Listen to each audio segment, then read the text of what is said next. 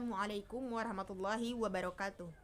Alhamdulillahirabbil alamin. Assalatu wassalamu ala asrofil anbiya'i wal mursalin wa ala alihi wa ashabi ajmain, amma ba'du.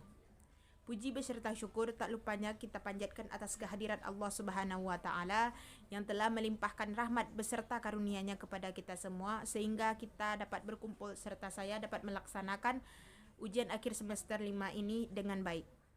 Selanjutnya, salawat beriringkan dengan salam tak lupa-lupanya kita hadiahkan buat pucuk pimpinan alam semesta yang bergelarkan Habibullah ya Rasulullah, yakninya Nabi Muhammad sallallahu alaihi wasallam. Baik, pada kesempatan kali ini saya Rita Yolanda NIM 1812020050 dan teman saya Nadia Permatasari NIM 1812020044 beserta Mailisa Wulandari 1812020079 akan menjelaskan bagaimana cara beserta teknik, yaitu pada saat ini dan kali ini saya akan menjelaskan tentang teknik kursi kosong, yang dimana teknik kursi kosong ini terdapat 4 bagian, diantaranya yaitu tahap pengantaran. Nah, dalam tahap pengantaran ini pada dasarnya berisi upaya mengantarkan klien untuk memasuki kegiatan konseling, dan dalam hal ini konselor hendaklah dapat menerima kliennya dengan hangat. Nah, di sini dimaksudkan yaitu klien yang diterima oleh konselor dan konselor tidak memilih-milih baik berdasarkan umur, ras ataupun budaya oleh kliennya. Selanjutnya, setelah itu konselor menjelaskan menyangkut pengertian, tujuan, asas konseling dan manfaat konseling dan apa manfaat yang didapat setelah klien menjalani konseling bersama konselor. Selanjutnya, tahap penjajakan. Konselor berupaya untuk memenuhi hal-hal yang menyangkut dengan permasalahan dan perkembangan masalah yang dialami oleh kliennya. Konselor berupaya mengungkap, menanggulangi serta mendapatkan informasi yang diperlukan dalam rangka memahami kondisi klien, baik kondisi saat sekarang maupun kondisi pada waktu sebelumnya. Selanjutnya yaitu penafsiran. Konselor mencoba menafsirkan hal-hal yang mengungkap dan memperoleh data maupun informasi dari tahap penjajakan pada sebelumnya. Sejumlah informasi berkenaan dengan diri klien, permasalahan klien, dan lingkungannya ditafsirkan, disimpulkan, dan diambil manfaat untuk kepentingan prognosis dan dalam menentukan jenis intervensi yang tepat. Selanjutnya, tahap pembinaan merupakan saat konselor memenuhi dan mengajukan alternatif solusi, maka masalah yang dihadapi klien tersebut dapat diselesaikan. Bersama klien, konselor dapat membahas alternatif dan kemungkinan-kemungkinan yang dapat dilakukan dalam konseling dan kegiatan konseling yang dilakukan oleh konselor dan klien. Selanjutnya, teman saya Mailisa Wulandari akan menjelaskan materi selanjutnya. Sekian dari saya. Saya Mailisa Wulandari akan menjelaskan tentang pengertian teknik kursi kosong, fungsi teknik kursi kosong, tahap kegiatan kursi kosong, serta masalah yang dapat dibantu menggunakan teknik kursi kosong ini. Adapun yang dimaksud dengan teknik kursi kosong yaitu untuk melatih klien berkomunikasi dengan orang tertentu dan arah komunikasi itu dilatihkan dengan memakai alat bantu sebuah kursi kosong. Selanjutnya, fungsi kursi kosong. Fungsi teknik ini yaitu untuk dapat melatih klien berbicara secara wajar kepada orang lain dengan menggunakan kursi kosong sebagai media yang menampilkan orang ketiga sebagai tempat klien berbicara. Adapun tahap kegiatan yang dilakukan pada teknik kursi kosong ini yaitu yang pertama, konselor menyediakan sebuah kursi kosong dan menempatkannya di hadapan klien duduk. Yang kedua, konselor meminta klien membayangkan orang lain lawan bicara klien duduk di kursi kosong di depan klien, yaitu yang telah disediakan oleh konselor. Yang ketiga, konselor meminta klien untuk mulai berbicara dan mengemukakan keinginan dan maksudnya kepada orang yang dibayangkannya itu. Yang keempat, konselor memberikan penguatan dan perbaikan terhadap isi dan cara klien berkomunikasi. Bila perlu, menawarkan pada klien pernyataan yang lebih baik untuk disampaikan klien. Yang kelima, konselor meminta untuk mengulangi latihan dengan cara yang lebih baik sampai klien benar-benar mampu berkomunikasi sesuai dengan yang diharapkan atau yang seharusnya. Yang keenam, konselor meminta klien membayangkan kemungkinan tanggapan lawan bicaranya, kemudian meminta tanggapan klien tentang tanggapan lawan bicaranya itu. Yang ketujuh, konselor meminta klien mengemukakan kemungkinan, kemudahan, dan hambatan yang mungkin ditemui klien saat melakukan usaha yang sesungguhnya. Kemudian, konselor mengajak klien memikirkan kemungkinan cara mengatasi hambatan yang ditemui. Yang kedelapan, konselor mendorong dan memotivasi klien untuk melaksanakan hasil latihan komunikasi melalui teknik kursi kosong ini. Adapun masalah yang dapat dibantu menggunakan teknik kursi kosong ini, yaitu teknik ini diberikan kepada klien yang selama ini mengalami hambatan dalam berkomunikasi dengan orang lain.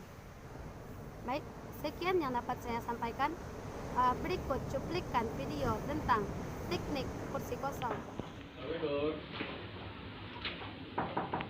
Salam. Salam. Silakan masuk. Ya. Duduk.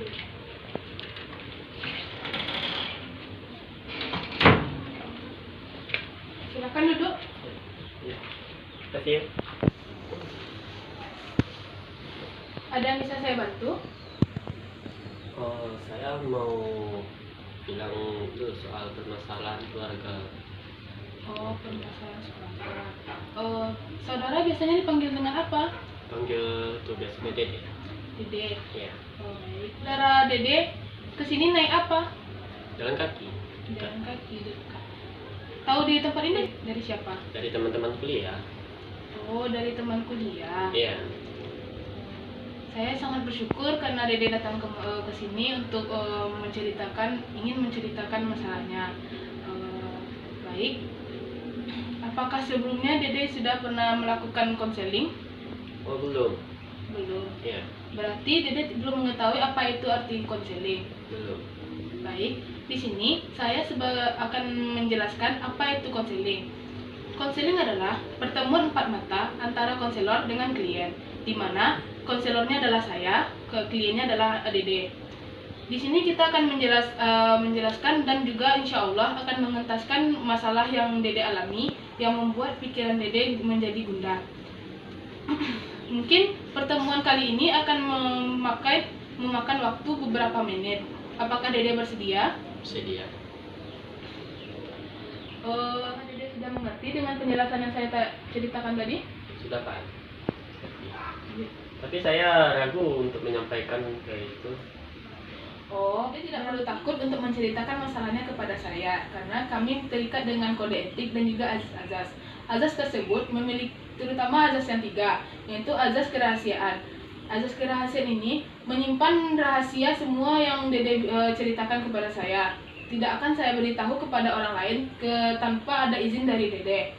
Yang kedua yaitu adalah azas kesukarelaan, di mana azas ini adanya kesukarelaan dari Dede untuk menceritakan kepada saya, sedangkan saya sudah sukarela untuk mendengarkan cerita dari saudara Dede. Apakah Dede sudah mengerti dengan azas-azas yang saya ceritakan tadi? Mengerti. Apakah Dede mau menceritakan masalahnya kepada saya mulai sekarang?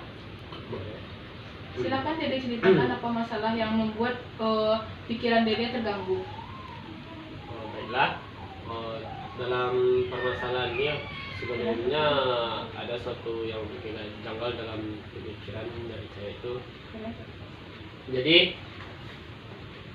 saya kan udah semester 5 ini kuliah.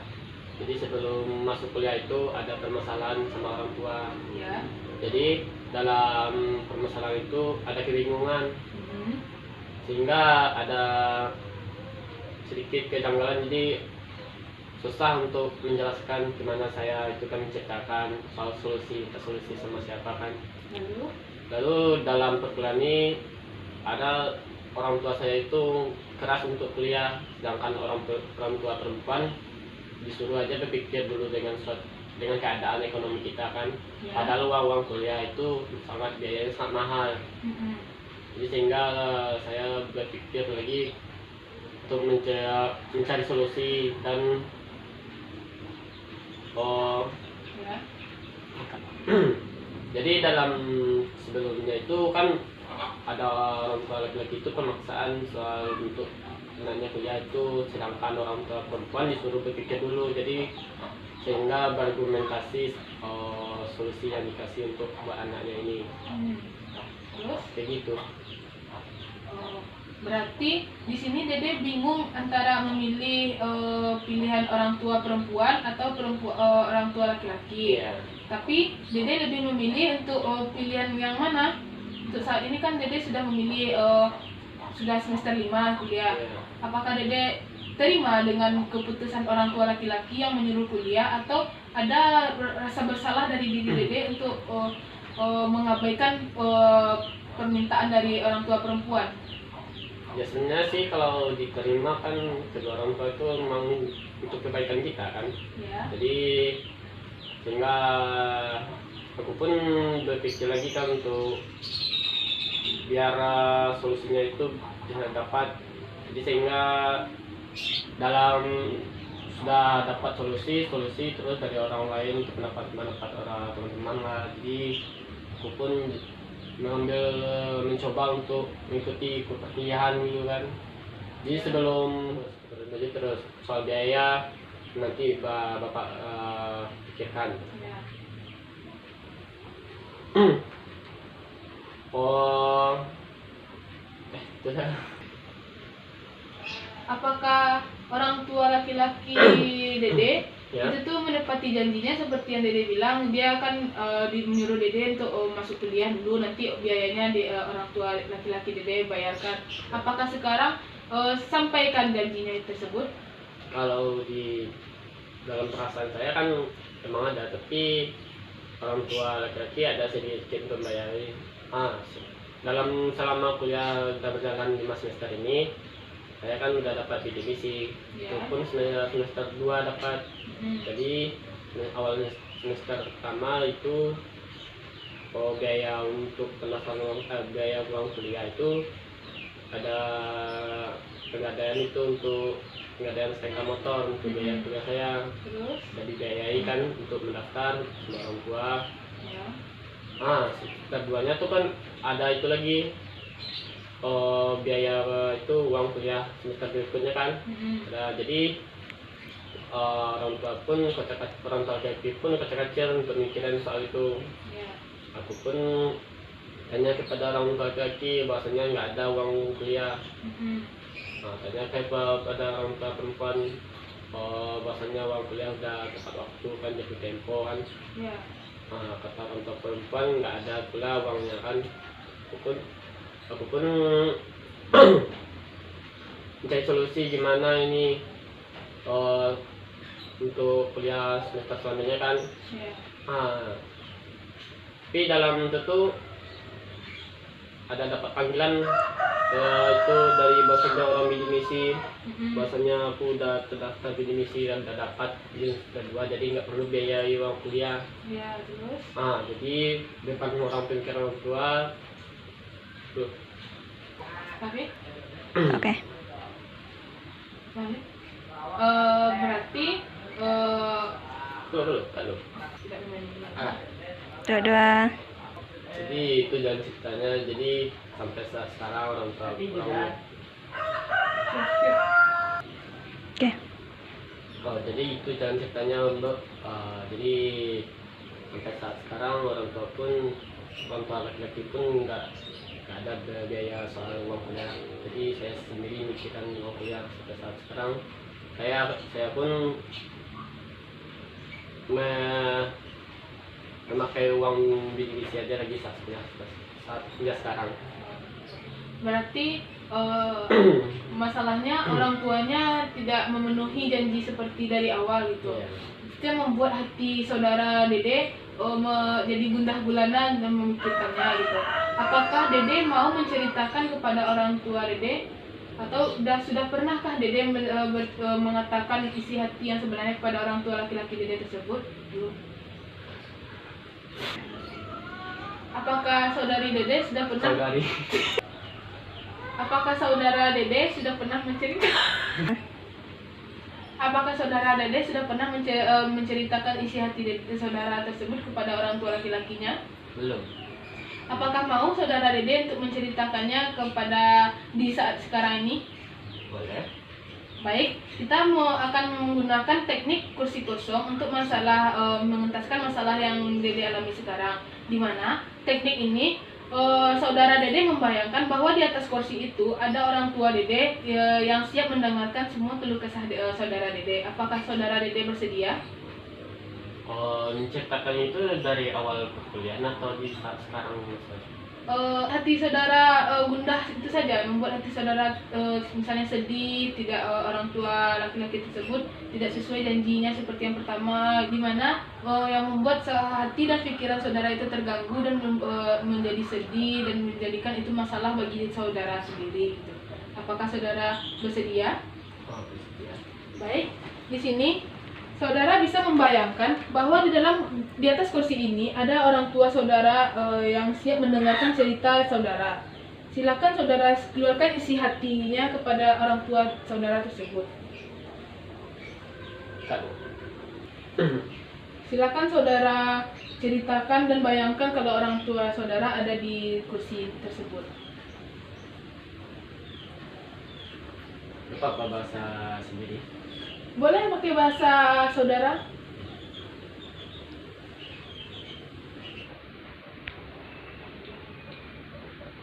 Oke. Pengen kuliah, tapi biaya iko pas-pasan.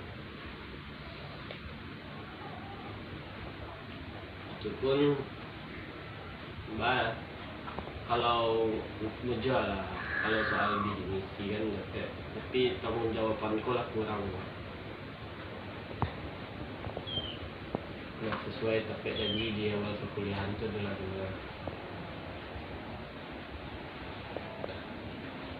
Sudah? Apakah masih ada yang tersimpan di dalam hati saudara seperti emosi yang terpendam gitu untuk hal yang akan disampaikan kepada orang tuanya? Kalau soalnya sih nggak ada, cuma udah tersampaikan semua. Udah disampaikan semuanya. Baik.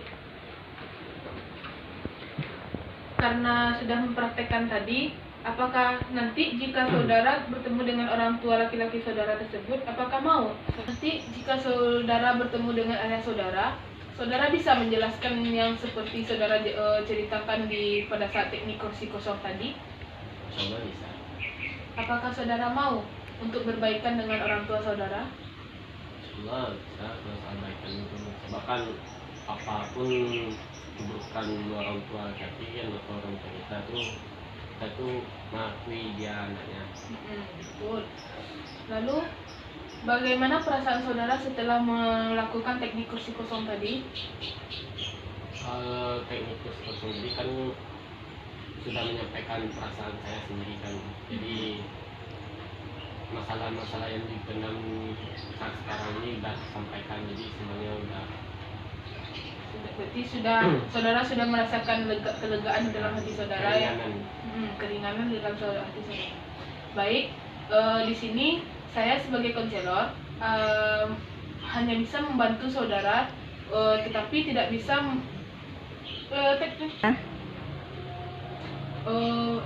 kami di sini sebagai konselor hanya bisa memberikan saran kepada saudara. Bagaimana keputusannya nanti itu berada di tangan saudara. Baik, karena sesi konseling kita sudah selesai, sesi konseling kita sudah berakhir. Semoga saudara bisa mengentaskan masalahnya dan menyelesaikan masalahnya dengan baik dan dengan lebih baik. Karena saya sudah memahami apa permasalahan yang saudara alami, dan semoga saudara bisa menyelesaikannya dengan baik dan mengambil keputusan yang terbaik.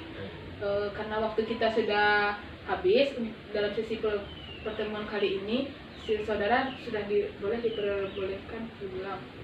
Belum? Ya. Oke. Karena sesi konseling kita sudah selesai, saudara sudah boleh dipersilahkan pulang. Saya sudah memahami apa permasalahan yang saudara alami, dan semoga saudara bisa mengambil keputusan yang terbaik dan menyelesaikannya dengan baik. Mungkin kalau ada masalah saudara yang belum bisa terentaskan, lain kali saudara boleh kesini lagi dan menceritakan semuanya. Karena sesi konseling kita sudah habis, maka saudara sudah boleh pulang. Terima kasih. Sama. Terima kasih, Bu. Assalamualaikum. Enak kok dicoba. Ya, terima kasih. Ya, sama-sama.